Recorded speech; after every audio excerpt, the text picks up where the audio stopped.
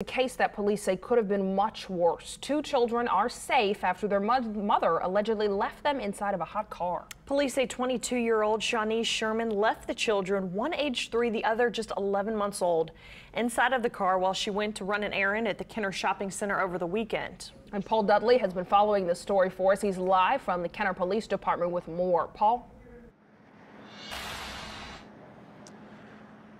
Sheba, after this mother went inside to run this errand, a witness noticed what was going on and called police. But the mother got back before officers arrived, and then a fight ensued. Luckily, everybody was okay. Officers arrived and arrested the woman. She was charged with child desertion and simple battery. Now, I want to talk about some of these charges, specifically that child desertion law. Now, this is the intentional or criminally negligent exposure of a child under the age of 10 by a person who has the care, custody, or control of the child. Now, it carries up to a $500 fine or prison up to 6 months or both. Police say they see kids left in cars all too often.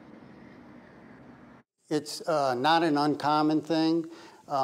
Like I said, parents get distracted. A lot of it is just accidental, a large percentage of it, but it's a very tragic thing, especially for a parent to have to deal with something if they lost a child based on their distraction.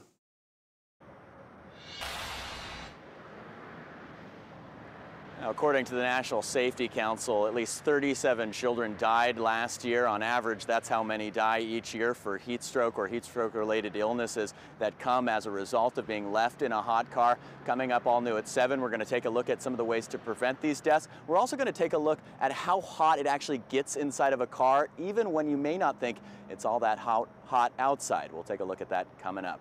That's the very latest. Reporting live in Kenner, Paul Dudley, Eyewitness News. And we're glad the two kids in this case were safe. Thank you, Paul.